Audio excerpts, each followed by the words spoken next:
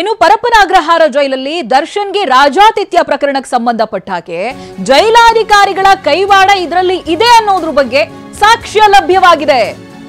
ಅಧಿಕಾರಿಗಳ ವಿರುದ್ಧ PC act ಅಡಿಯಲ್ಲಿ ತನಿಖೆಗೆ ಸಿದ್ಧತೆ ಕೂಡ ನಡೆದಿದೆ.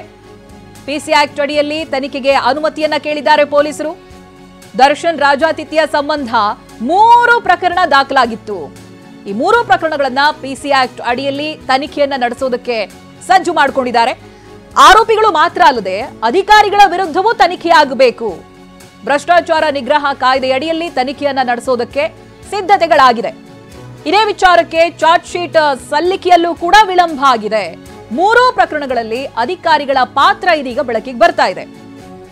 ನಿಮಗೆ ಗೊತ್ತೇ ಇದೆ ಪರಪ್ಪನ ಅಗ್ರಹಾರದಲ್ಲಿ ಯಾವ ರೀತಿಯಾಗಿ ರಾಜಾತಿಥ್ಯವನ್ನ ದರ್ಶನ್ ಹಾಗೆ ಜೊತೆಗಿದ್ದಂತ ಆರೋಪಿಗಳಿಗೆ ಕೊಡ್ಲಾಗ್ತಾ ಇತ್ತು ಅನ್ನೋದು ಅದು ಸಾಕ್ಷ್ಯ ಸಮೇತವಾಗಿ ವೈರಲ್ ಆಗಿತ್ತು. ನೀವು ಗಮನಿಸ್ತಾ ಇದ್ದೀರಲ್ಲ ಇದೇ ದೃಶ್ಯಗಳು. ಇದರ ಜೊತೆಗೆ ವಿಡಿಯೋ ಕಾಲ್ ಅನ್ನ ಮಾಡುವಂಥದ್ದು ಅಥವಾ ಹೊರಗಡೆ ಲಾನ್ ನಲ್ಲಿ ಕೂತ್ಕೊಂಡು ಕಾಫಿ ಹೀರ್ತಾ ಬಿಂದಾಸ್ ಆಗಿ ಇದ್ದಂತ ಆರೋಪಿಗಳು ಸುಖ ಸುಮ್ಮನೆ ಸಾಧ್ಯ ಇಲ್ಲ. ಮೊದಲ ಪ್ರಕರಣದಲ್ಲಿ ದರ್ಶನ್ ಕೈಗೆ ಸಿಗರೇಟ್ ಬಂದಿದ್ದು ಹೇಗೆ, ಯಾವ ರೀತಿಯಾಗಿ ತನಿಖೆ ನಡೆಯುತ್ತೆ ಅಂತ ಅಧಿಕಾರಿಗಳ ಕುಮ್ಮಕ್ಕಿಲ್ಲದೇನೆ ಸಿಗರೇಟ್ ಒಳಗಡೆ ಬರುವುದಕ್ಕೆ ಅಸಾಧ್ಯ. ಎರಡನೇ ಪ್ರಕರಣದಲ್ಲಿ ಜೈಲಿನಲ್ಲಿ ಕೈದಿಗಳು ಮೊಬೈಲ್ ಅನ್ನ ಬಳಕೆ ಮಾಡಿದ್ರು. ಅಧಿಕಾರಿಗಳ ಪಾತ್ರ ಇಲ್ಲದೆ ಒಳಗಡೆ ಮೊಬೈಲ್ ಎಂಟ್ರಿ ಸಾಧ್ಯನೇ ಇಲ್ಲ. ಮೊಬೈಲ್ ಒಳಬರೋದಕ್ಕೆ ಅಧಿಕಾರಿಗಳು ಹಾಗೆ ಸಿಬ್ಬಂದಿಯ ಪಾತ್ರ ಇರಲೇಬೇಕು. ಇಲ್ಲವಾದಲ್ಲಿ ಮೊಬೈಲ್ ಅನ್ನ ಜೈಲೊಳಗಡೆ ತಗೊಂಡು ಹೋಗೋದಕ್ಕೆ ಸಾಧ್ಯನೇ ಇಲ್ಲ.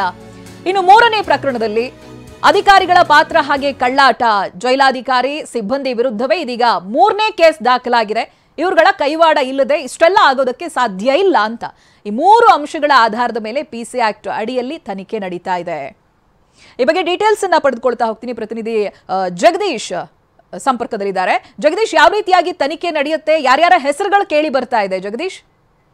ಖಂಡಿತ ಚೈತ್ರ, ಈಗಾಗಲೇ ಈ ಪ್ರಕರಣಕ್ಕೆ ಸಂಬಂಧಿಸಿದಂತೆ 3 ವಿಶೇಷ ತಂಡಗಳನ್ನ ರಚನೆ ಮಾಡಿ ಸಂಪೂರ್ಣವಾಗಿ ಈ ಜೈಲಲ್ಲಿ ಇದ್ದಂತಹ ರಾಜ್ಯಾತಿಥ್ಯ ಆಗಿರ್ಬೋದು, ಪ್ರಮುಖವಾಗಿ 3 ಅಂಶಗಳ ಆಧಾರದ ಮೇಲೆ 3 ಪ್ರತ್ಯೇಕ FIR ಗಳನ್ನ ದಾಖಲಿಸಿಕೊಂಡು ಒಂದು ತನಿಖೆಯನ್ನ ಮಾಡಲಾಗಿತ್ತು. ಆದ್ರೆ ಈ ಸಂದರ್ಭದಲ್ಲಿ ಆ ರಾಜಾತಿಥ್ಯ ಪಡೆದಂತಹ ವ್ಯಕ್ತಿಗಳೇನಿದ್ದಾರೆ ಅವರ ವಿರುದ್ಧವಾಗಿ ಒಂದು FIR ಕೂಡ ದಾಖಲಾಗಿತ್ತು. ಜೊತೆಗೆ ಅವರ ವಿಚಾರಣೆ ಕೂಡ ನಡೆದಿತ್ತು. ಇದರ ನಡುವೆ ಕೆಲ ಅಧಿಕಾರಿಗಳು ಕೂಡ ಈ ರಾಜಾತಿಥ್ಯಕ್ಕೆ ಭಾಗಿಯಾಗಿದ್ದಾರೆ. ಅಂದ್ರೆ ಅವರ ರಾಜಾತಿಥ್ಯಕ್ಕೆ ಅಧಿಕಾರಿಗಳ ಮೂಲಕವೇ ಬೇಕಾದಂತ ಒಂದು ಸರಬರಾಜು ಕೂಡ ಆಗಿದೆ ಅನ್ನುವಂಥದ್ದನ್ನು ಕೂಡ ಇಲ್ಲಿ ಕಂಡು ಬಂದಿತ್ತು. ಹೀಗಾಗಿ ಈಗಾಗಲೇ ಪ್ರಕರಣದ ಸಂಪೂರ್ಣವಾದಂತಹ 3 ಪ್ರಕರಣದ ತನಿಖೆಯನ್ನ ಒಂದು ಅಂತಿಮ ಘಟ್ಟಕ್ಕೆ ತಂದಿರುವಂತಹ ಪೊಲೀಸರು ಪ್ರಮುಖವಾಗಿ ಈ ರಾಜಾತಿಥ್ಯಕ್ಕೆ ಏನು ಬೇಕಂತಹ ಒಂದು ವಸ್ತುಗಳಾಗಿರ್ಬೋದು, ಒಂದು ಪಾಲುದಾರಿಕೆಯನ್ನು ಹೊಂದಿದಂತಹ ಅಧಿಕಾರಿಗಳೇನಿದ್ರೆ ಅವರ ವಿರುದ್ಧವಾಗಿ ಒಂದು ಕ್ರಮವನ್ನ ಕೈಗೊಳ್ಳಬೇಕಾಗುತ್ತೆ. ಆ ನಿಟ್ಟಿನಲ್ಲಿ ಎಲ್ಲೋ ಒಂದು ಕಡೆ ಚಾರ್ಜ್ ಶೀಟ್ ಅನ್ನ ಸಲ್ಲಿಸಕ್ಕೂ ಮುಂಚೆ ಕೋರ್ಟ್ ನ ಮೊರೆ ಹೋಗಿರುವಂತಹ ಪೊಲೀಸರು ಪಿಸಿ ಆಕ್ಟ್ ನ ಅಡಿಯಲ್ಲಿ ಒಂದು ತನಿಖೆ ನಡೆಸಲಿಕ್ಕೆ ಅಂತ ಹೇಳಿ ಒಂದು ಅನುಮತಿಯನ್ನ ಕೂಡ ಕೇಳಿರುವಂತದ್ದು. ಈ ಮುಖಾಂತರವಾಗಿ ಯಾರು ಈ ರೀತಿಯಾಗಿ ಒಂದು ಭ್ರಷ್ಟಾಚಾರ